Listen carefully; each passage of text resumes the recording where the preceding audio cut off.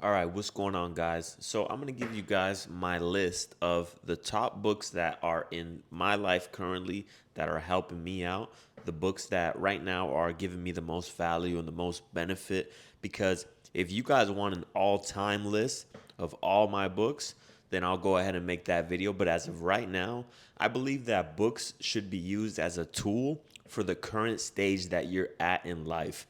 If you're someone who struggles with discipline, find books on discipline and study the subject. Find four, five, six different books and study the subject. If you're someone who wants to dream big, but you don't really know how, and for some reason everyone around you doesn't think the same way you think, invest in books like Think and Grow Rich.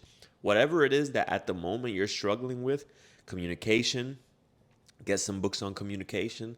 As of right now, excuse me, as of right now, I'm trying to master the skill of sales. So I'm going to give you my top books at the current moment, what are helping me right now. So to start off, lately, I've been reading this one, Sell Your Way to the Top, right? Because Zig Ziglar is one of the OGs. And one of the reasons why I like to study him and I like this book is because if you look at any of the top guys in sales, any of the top dogs, what do? They study the top dogs in sales. So the people who are currently right now at the top in the game on YouTube, everywhere crushing it, they study the guys that are above them. So if you want to be like someone and you want to learn how someone got to the point where they're at, figure out who they learned from. And right now, Zig Ziglar is someone who I'm studying from because the more that I can absorb the knowledge and apply it to my life, the more I will be able to master the skill of sales. So, right now, Sell Your Way to the Top is a great one. He's basically breaking down a sale that a car salesman did on him, and he's going in depth on it. Another book that, or actually, I'll leave the audiobook for the end. For right now, I'm just going to do the physical copies. But one of my favorite ones right now is an audiobook, a couple of them actually. So I don't have the physical copy. But next one, the 10x rule. You want to know why? Even if you're not in sales, if you're in sales, great. If you're not, the 10x rule is a great book because basically what the 10x rule talks about, and I respect Grant Cardone, even though a lot of people out there talk shit about him, but at the end of the day, nobody's perfect. Find someone who has what it is you want. Study how they got it. Especially someone like Grant Cardone who came from nothing. Study how they got it. You don't have to like everything about the person. Just figure out what are the keys that took them to success. What is it about them? Did they wake up at this time? How did that help them? What did they do? Like, figure it out. Just figure it out and study them. Don't worry about all their personal life because too many people get so caught up in that. Oh, but he's this and he's that and he's this. Regardless of all that, he's successful in sales, he's successful in marketing. So learn from that. Don't worry about everything else.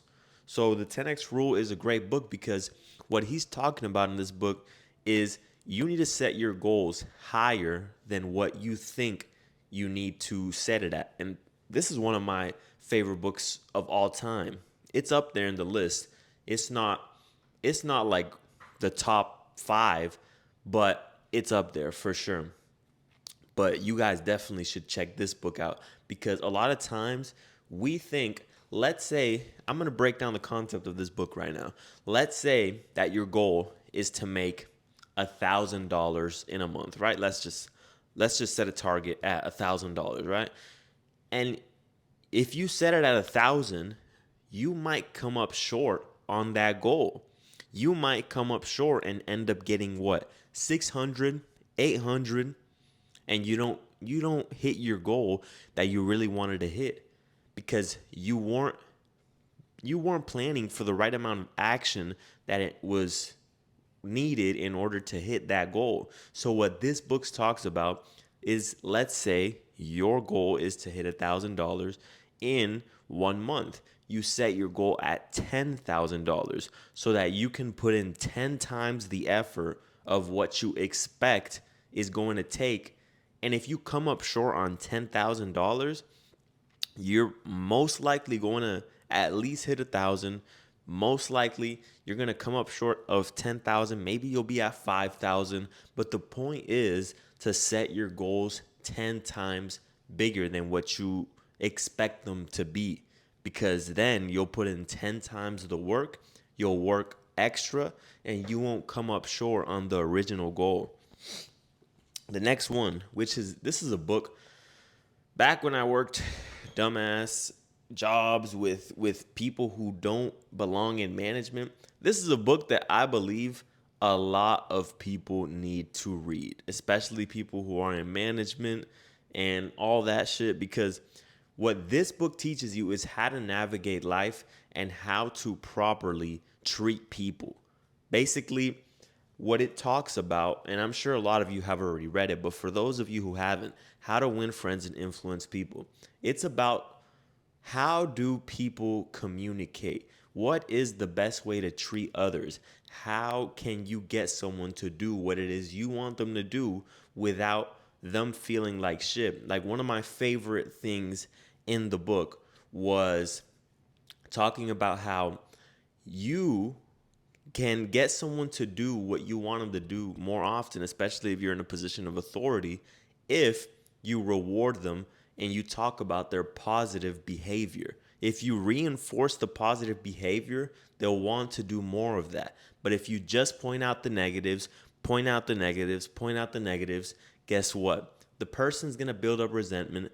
They're not going to want to do what you tell them to do. They're going to stop wanting to put in effort towards something. Why? Because you're only pointing out the negatives. So if you're in management, if you're in a leadership position, this is a book that you definitely have to read, because if you don't, you won't understand that crucial concept. And let's say you're someone in a leadership or a management position, you might not even know that the people who are subordinate to you are feeling some type of way about you. You might be like, why are they feeling this type of way about me? It's because you don't know how to properly get someone to do what it is you want them to do. Because a lot of people, when they get into a position of power, a position of authority, they feel like they're the big boss, right? Especially at a shitty job, and they've been working there for years, and now all of a sudden they got promoted after years, and this is someone who might not even belong in leadership or management, and so they don't know how it is that you have to treat someone, right?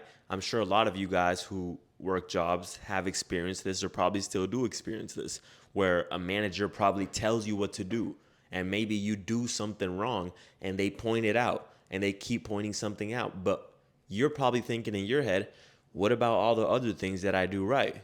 What about this? What about that? What about this? They never talk about it, right? They only point out the shit that you're doing wrong.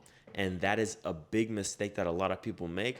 That's why I say you got to read this book. Because, for example, let's say you did something wrong, and I came up to you as the leader, as someone in a position of authority, and I started it off by, hey, listen, I like the way you do this. You're a great employee. You do this fantastically, and that's what I love about you. Lately, you've been doing this and this and this, but the way that you were doing it before, I really love the way you were doing it. I think that is a great way to do it. That is reinforcing the positive behavior and getting you to want to continue to do more of that. This works for friendship. This works for if you're in a position of authority. This works for relationships, right? For example, if your woman does something wrong and you're always pointing it out, but she does a lot of other things for you, eventually she's going to build up resentment for you instead of you. When she does something right, when she cooks for you, when she cleans the dishes, when she rubs your back, when she does all these things for you, you reinforce that behavior by pointing it out and saying that you appreciate that. That person is going to want to do more of that for you. All right. So let me go on to the next book because I'm rambling on. So How to Master the Art of Selling. Okay? How to Master the Art of Selling by Tom Hopkins. This is another book that if you want to learn sales, which I highly recommend you do, because sales is one thing that once you learn it, it can never be taken away from you.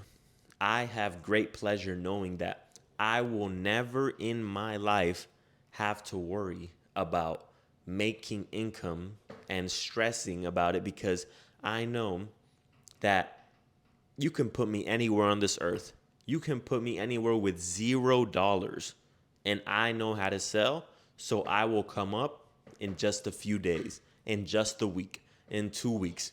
I will make money again because of the skill that I have learned. So I highly recommend that you guys do this as well.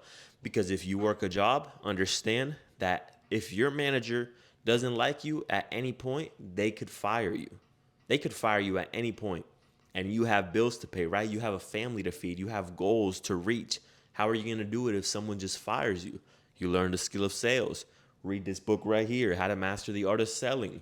You learn how to communicate your ideas properly so that you can get something that you like and you think that this is a valuable product, and you can transfer that emotion. That's what sales is the transfer of emotion. So if you feel like this product is the best product and you transfer that emotion into thousands of people, you'll have whatever you want in this life. Because if you can help many people get what they want, then you will get everything that you want in return. Next book, Zig Ziglar, Secrets of Closing the Sale. This one is more so like techniques on sales, objections, handling objections. This one gets into the nitty gritty. Same way that How to Master the Art of Selling, same way that this one does. They both pretty much get into the techniques of sales and objection handling, because back when I was 18, I got my real estate license, right?